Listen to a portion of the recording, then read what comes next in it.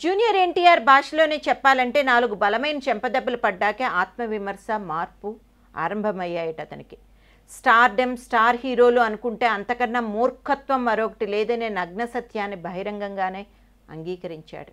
మేం మా తరహాలోనే సినిమాలు చూస్తాం, మీరు చూడాలి అంటే చెంపదెబ్బలు పడతాయని, దానికి నేనే ఉదాహరణ అని నిర్మోహమాటంగా చెప్పాడు. అభినందనలు ఎన్టీఆర్.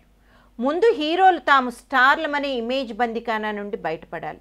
జూనియర్ మాటలు చెప్తున్నది అదే. పైగా అది స్వీయానుభవం కాబట్టి ఇతర హీరోలకు ఇదొక పాఠం కావాలి. తర్వాత ఫార్ములా అనే బందికానా నుంచి బయటపడాలి.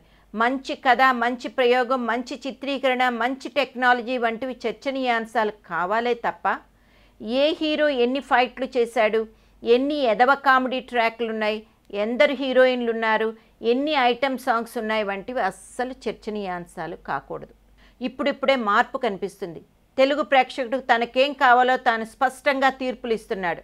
ఒక సర్దార్ నడ్డి మీద ఎరగతన్ని ఒక బిచ్చగాడికి పట్టాభిషేకం చేశారు. ఒక బ్రహ్మోత్సవాన్ని కాదని ఒక పెళ్లి చూపులకు కుటుంబ సమేతంగా వెళ్ళారు. చిన్న సినిమా, పెద్ద సినిమా తేడా జాంతానాయి. నాకు నచ్చేదే సినిమా.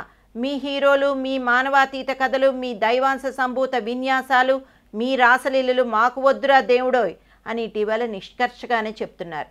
అయినా సరే సినిమా బొక్క బోర్లా పడినా సరే మాకిన్ని కలెక్షన్లు, ఇంత భారీ వసూళ్లు, ఇంత చెత్త చెత్త వెబ్సైట్లలో రివ్యూలు రాయించుకుని ఇంటికెళ్ళి ఒంటరిగా భోరుమంటున్నారు. మాట్లాడితే మొన్నటి దాకా తెలుగు సినిమాను అంతర్జాతీయ స్థాయికి, జాతీయ స్థాయికి, కొత్త రికార్డులు ఎత్తుల్లోకి, 100 కోట్లు దాటిన స్థాయిలోకి అంటూ ఊకదంపుడు కబుర్లకు దిగారు. దానికి తగ్గినట్టు వ్యయానికి సిద్ధపడుతున్నారు. కానీ ఒక్క హిందీ సినిమా మార్కెట్, ఒక్క ఇంగ్లీష్ సినిమా మార్కెట్, ఒక్క తెలుగు సినిమా మార్కెట్ వాస్తవాలు తెలిసే మాట్లాడుతున్నారా ఈ అజ్ఞానులు అనిపిస్తూ ఉంటుంది. ఒక్క బాహుబలిని చూసి మిగతా నిర్మాతలంతా అలాగే వాతలు పెట్టుకుంటే చివరకు మిగిలేది ఆ బొబ్బలు మచ్చలే. ఒక పెళ్లి చూపులు, ఒక బిచ్చగాడ వ్యయం ఎంతని, వసూలు చేసింది ఎంతని. ఎస్, అదే తెలుగు సినిమా నిజమైన స్థాయి. స్టార్ హీరోల జీతాలు, స్టార్ దర్శకుల ప్యాకేజీలు, స్టార్ హీరోయిన్ల ఖర్చులు కలిసి తడిసి మోపుడు చేసి తెలుగు సినిమాను ఒక కృత్రిమ స్థాయిలోకి తీసుకెళ్లాల్సిన అవసరం ఏముంది? తీరా చీదేశాక చేతులు కాలాయంటూ ఏడుపులెందుకు? ఒక 100 కోట్ల సినిమా తీసి 110 కోట్ల వసూళ్లు రాబట్టడం కరెక్టా?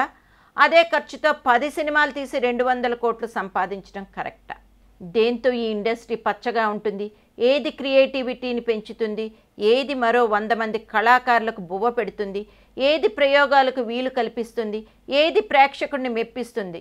ఇవి ఆలోచించిన రోజున జూనియర్ ఎన్టీఆర్ చెప్పినట్టు ఎవరూ చెంపదెబ్బలు తినాల్సిన అవసరమే రాదు.